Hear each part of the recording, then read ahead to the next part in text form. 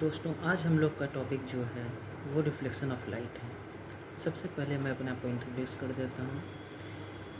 मैं आपका उपाध्याय सर आज आपको टॉपिक जो पढ़ाने जा रहा हूँ वो रिफ्लेक्शन ऑफ लाइट है। अच्छा, जो टॉपिक है उसमें हम लोग को दो चीज़ पे गौर देना है। पहला चीज़ लाइट और दूसरा रिफ्लेक्शन। लाइट क्या होता है पहले ये जानिए। तो लाइट की अगर मैं बात करूँ तो लाइट एक फॉर्म ऑफ एनर्जी है जो हम लोग को विज़न का सेंसेशन देती है। मतलब अगर लाइट नहीं होगा तो हम लोग कोई भी चीज़ देख नहीं सकते। बिना लाइट के हम लोग कोई भी चीज़ नहीं देख सकते। बिना लाइट के हम लोग कोई भी सामान नहीं देख सकते। ठीक है, उदाहरण के तौर पे आप समझिए, अगर आप रात में ऐसे बैठे हैं, लाइट चल रही है, एकाएक पावर कट ऑफ हो गया, तो एकाएक जब पावर कट ऑफ होगा तो आपको कुछ दिखाई देगा नहीं। क्यों नहीं दिखाई देगा? क्योंकि लाइट चली गई है। लाइट जाती है तो आपको उस समय कुछ ही पलों के लिए लेकिन टोटल ब्लाइंडनेस आ जाती है। ठीक, इसके बाद आपका दिमाग के हिसाब से आँख एडजस्ट कर लेता है, वो देखने लग जाता है, वो अलग कहानी है। लेकिन अगर आप ऐसी जगह चले गए जहाँ पे बिल्कुल लाइट नहीं है, किसी भी सोर्स या डिम से डिम लाइट नहीं है, तो आपको बिल्कुल दिखाई नहीं देगा। तो हम लोग को जो विज़न आता है, सेंसेशन ऑफ विज़न, जो हम देख पाते हैं, सेंस कर पाते हैं कि हम कुछ देख रहे हैं, ये सदा लाइट्स के बेसिस में ही आती है। तो लाइट का हम प्योर डेफिनेशन बोले, light is a form of energy that give us the sensation of vision. ठीक, अच्छा, लाइट तो हम समझ गए। दूसरा इस टॉपिक में ना चीज़ है वो है रिफ्लेक्शन। रिफ्लेक्शन क्या होता है? तो रिफ्लेक्शन को अगर मैं देखूं तो रिफ्लेक्शन जो होता है वो बाउंसिंग बैक ऑफ लाइट होता है। मतलब लाइट कहीं भी टकराया, वहाँ से टकरा के पुनः आपके पास लौट आए। तो bouncing back of light after striking a surface is called reflection. ठीक है, लाइट जैसे आप लोग शीशा पे लाइट अगर इंसिडेंट कीजिए, टॉर्च से लाइट इंसिडेंट कीजिए, तो आप देखते हैं कि शीशा से लाइट टकरा के कहीं ना कहीं रिफ्लेक्ट हो रही है, कहीं ना कहीं वापस आपके पास आ रही है, या फिर कि आपके पीछे कहीं दीवार या फिर कुछ जगह पे भी कहीं पे भी वो लाइट पड़ रही है। शीशा लाइट इमिट नहीं कर रहा था, वो आप ही के लाइट को आप ही के पास पुनः भेज दिया। इस चीज़ को हम लोग रिफ्लेक्शन कहते हैं।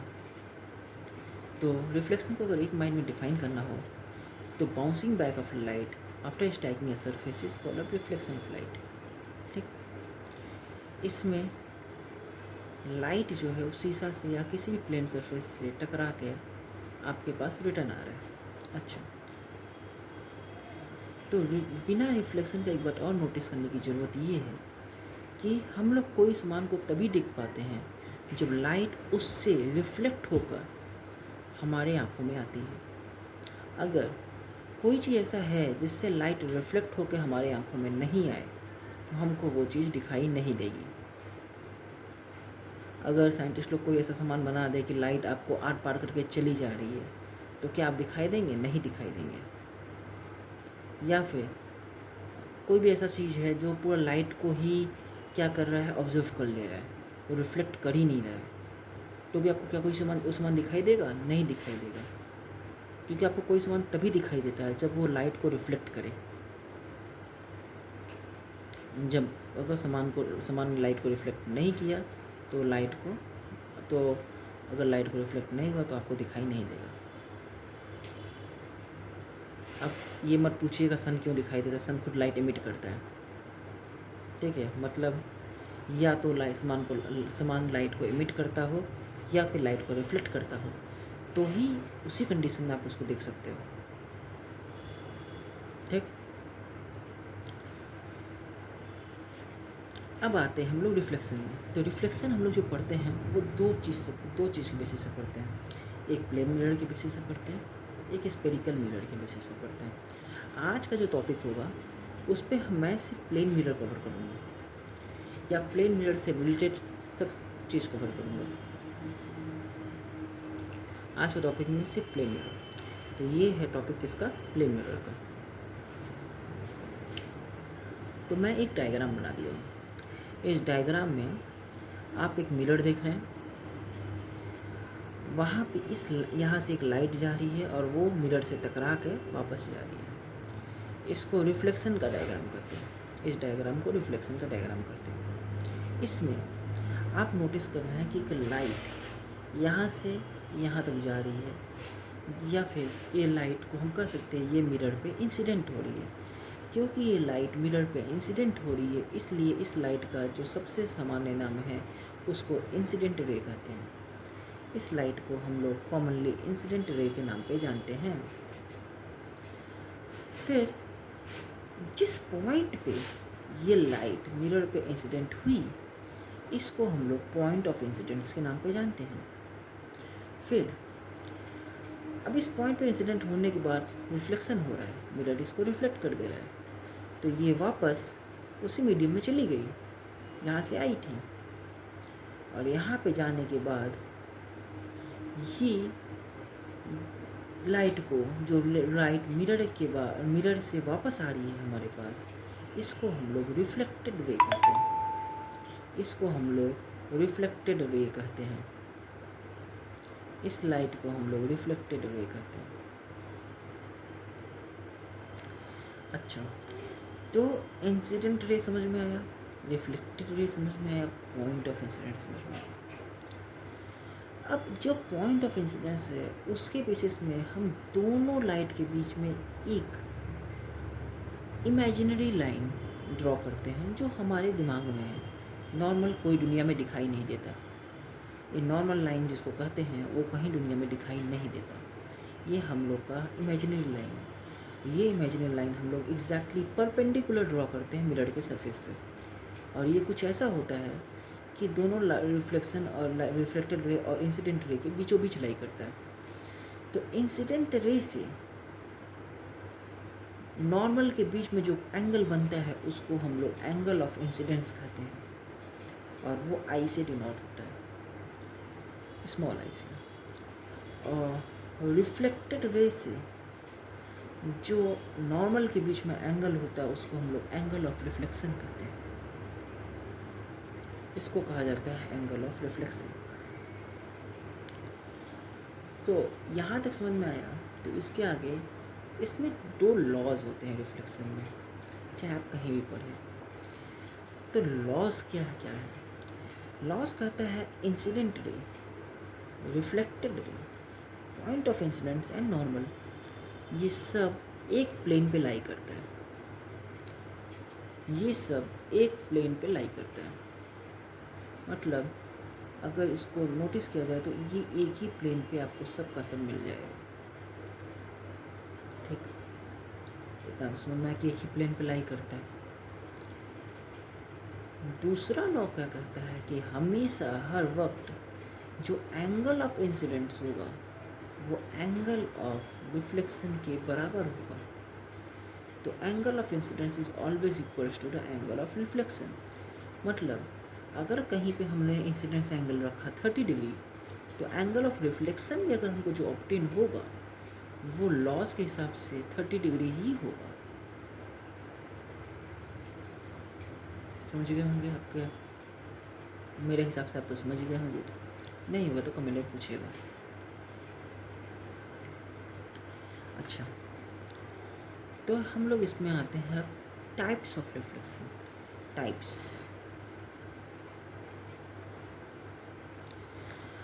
टाइप्स ऑफ रिफ्लेक्शन हम कहना क्या चाह रहे हैं? हम कहना चाह रहे हैं टाइप्स ऑफ रिफ्लेक्शन, दो सरफेसेस के बेसिस पे हम रिफ्लेक्शन को डिफाइन करना चाह रहे हैं। मतलब रिफ्लेक्शन जो हम दो सरफेसेस से ऑब्टेन कर सकते हैं, एक है प्लेन सरफेस और एक होता है रफ सरफेस।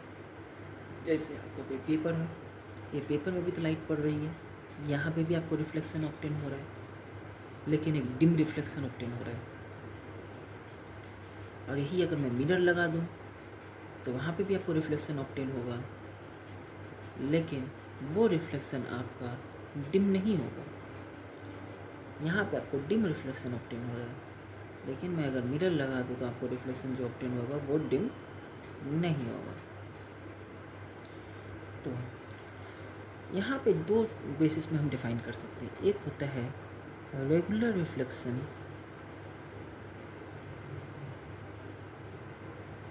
और एक होता है इरेगुलर रिफ्लेक्शन।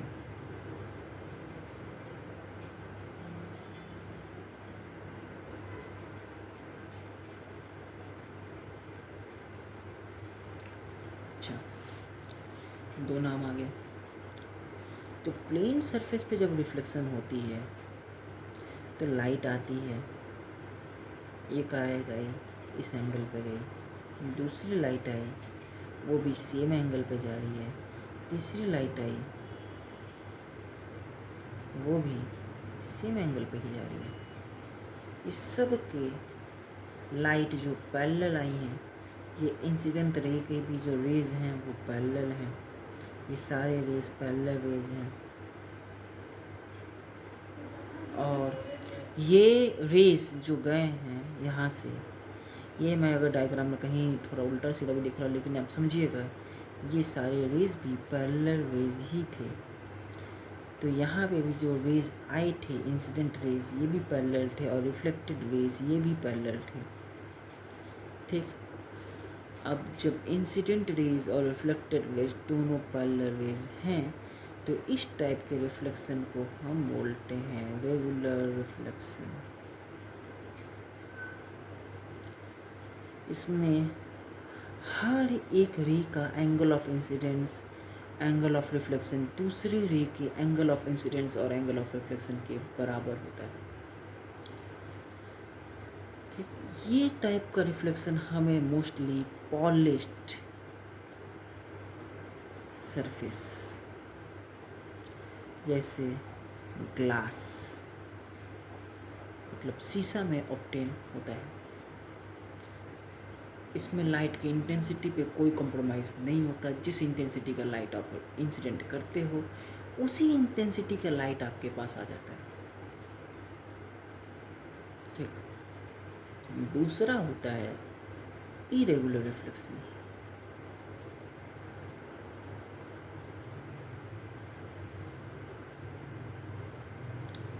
अच्छा, इरेगुलर रिफ्लेक्शन क्या होता है? ये वो रिफ्लेक्शन है जो रफ सरफेस से हो रहा है। जैसे आप लोग यहाँ पे नोटिस कीजिए, पेपर पे कुछ लाइट आ रही है, बहुत तेज लाइट है, इसलिए लाइट थोड़ा सा चमका रहा है, चमकीला है। लेकिन ये लाइट की इंटेंसिटी जो आपको इमेज में दिख रही है, ये उस लेवल की नहीं दिख रही जिस लेवल की यहाँ पे वास्तविक में लाइट जली हुई है।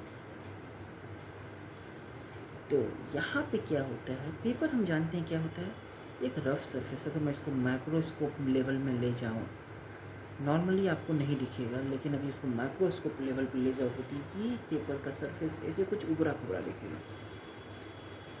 ये आपको तो प्लेन दिख रहा है, पॉलिश दिख रहा है कि हाँ एकदम, एक भी वो भी वैसे पॉलिश पेपर ही वाला, तो आपको इतना रिफ्लेक्शन दे रहा है, नहीं तो और रफ देता। तो ये एक ग्लॉसी पेपर है तो आपको इतना दे रहा, नहीं तो और ख़राब देता। ठीक है, तो ग्लॉसी पेपर में फिर भी इसको मेंटेन किया होगा, तो भी इतना नहीं कि वो ग्लास जैसा हो, तो भी इसमें कुछ उबड़ा खबड़ा लेयर लगा ही रहेगा। तो लाइट क्या होता है, लाइट जब आ रही है यहाँ टकराई तो यहाँ पे बम्प अलग है तो इसके हिसाब से अलग जा रही है। फिर जब आई दूसरी लाइट यहाँ टकरा रही है तो यहाँ पे बम्प अलग है तो इसके बेसिस में अलग जा रही है। फिर एक लाइट रे समझो यहाँ आ रही है, यहाँ पे अलग एंगल है तो इसके बेसिस में अलग जा रही है। यहाँ पे लाइट का डायरेक्शन देखो, आपको भले पैरेलल बीम रही है, आ रही है पैरेलल बीम,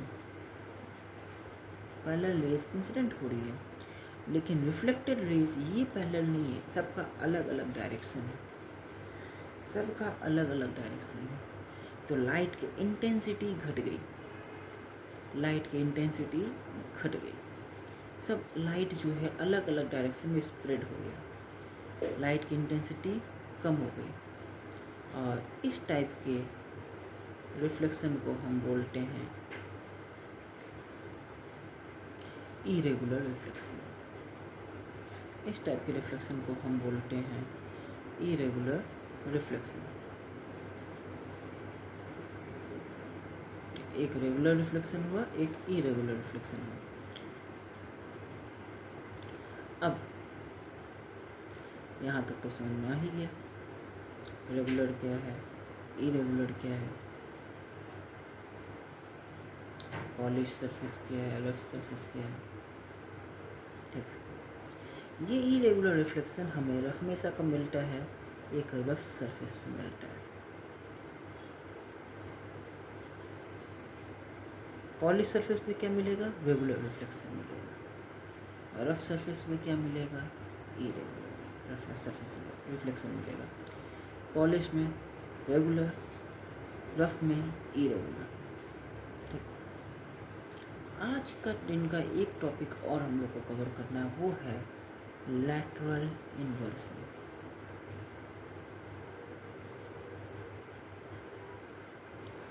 अच्छा, नाम सजेस्ट कर रहा है लैटरल इन्वर्सन, मतलब लैटरली इन्वर्ट कर देना। लैटरली इन्वर्ट करना मतलब सोचो, अगर आप खड़े हो, आपको मैं लैटिट्यूड के वाइज से आपको मैं घुमा दूँ, तो ये सोचो आप इसको फेस कर रहे हो, ये आपको फेस कर रहा है, तो आपका जो राइट हैंड होगा वो इसका लेफ्ट हैंड होगा, दोनों क्योंकि एक दूसरे को फेस कर रहे हैं। तो इसका मतलब होता है कि left and right interchange of the object and the image obtained on the plane mirror is called lateral inversion. Left and right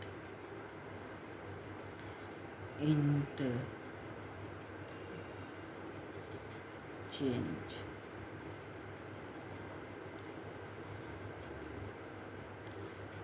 in object and the image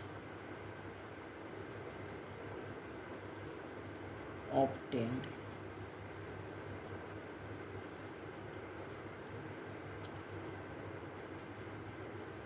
by a plane mirror.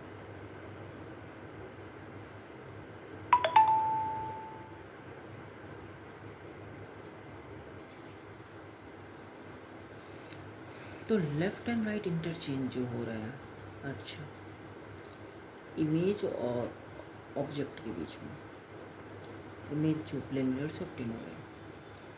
अच्छा, अर्थात अगर आप समझना चाहो तो आप ये समझ सकते हो, जैसे एक लेटर है जी, ये जब आप प्लेन मिरर में लिखोगे, देखोगे, अगर इसका इमेज आप देखो प्लेन मिरर में, तो आपको कुछ ऐसा दिखेगा। ये इसका इधर हो गया, ये इसका इधर हो गया, तो ये आपको कई लोग बोलते हैं उल्टा दिख रहा है। तो यही है लैटरल इन्वर्सन। या आप अपने आपको खुद को प्लेन मिरर के सामने खड़ा कर दो, आप नोटिस करोगे कि आपका, अगर आपने दाहिना हाथ ओपन उठाया है तो मिरर में जो इमेज आपका आ रहा है उसमें उसने बायां हाथ उठाया है। इसी को आप लैटरली इन्वर्सन बोलते हो, लैटरली इन्वर्टेड इमेज। ठीक, अच्छा, लैटरल इन्वर्सन आपको समझ में आ गया। कुछ ऐसे शब्द हैं जिसका लैटरल इन्वर्सन नहीं होता, जैसे ए, ओ, एम, वी। तो ये वो शब्द हैं जो अगर मैं हाफ में डिवाइड करूं तो इधर से भी वैसे ही दिखते हैं, जैसे ही लेफ़्ट से जैसे दिखते हैं वैसे ही राइट से भी वैसे ही दिखते हैं। इसको भी मैं अगर हाफ में डिवाइड करूं तो ये जैसा लेफ़्ट से दिखता है वैसे ही राइट से दिखता है।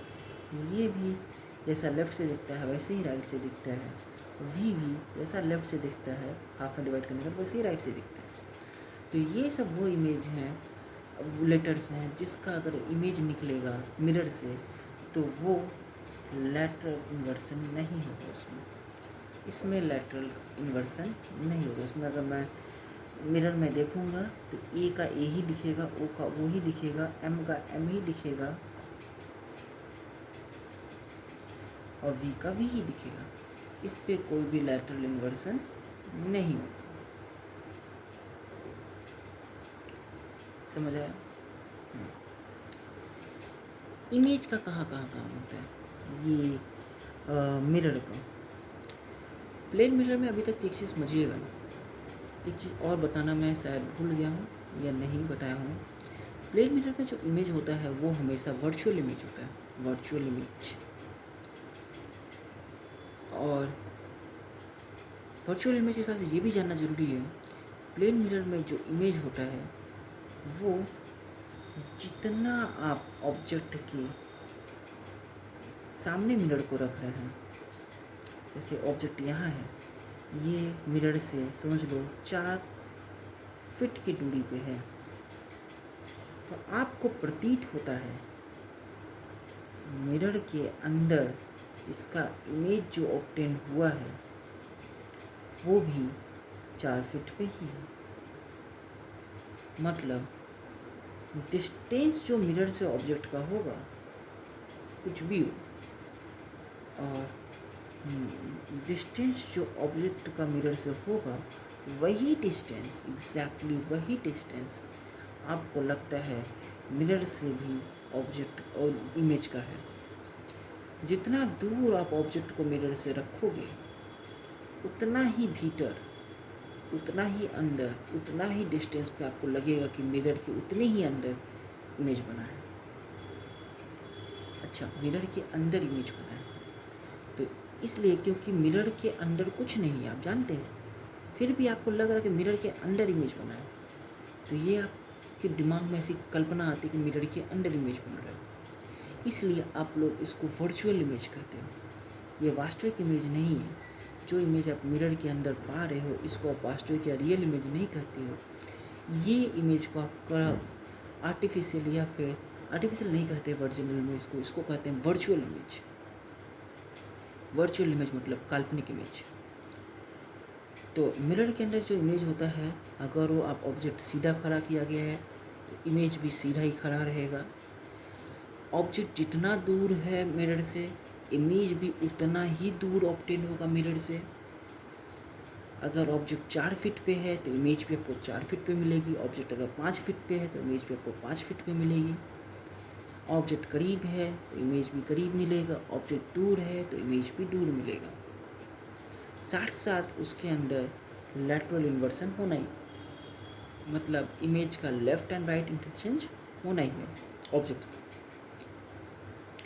जब तक वो ऑब्जेक्ट सिमेट्रिकल या फिर लेफ्ट एंड राइट से सेम ना हो। समझ में आया? अच्छा, अब हम लोग जो टॉपिक में बढ़ रहे हैं उसमें ये समझना है यूजेस कहाँ कहाँ है प्लेन मिरर का। प्लेन मिरर का हम लोग बेसिकली यूज़ करते हैं अपना लुक देखने के लिए। आप लोग का प्लेन मिरर यूज़ होता है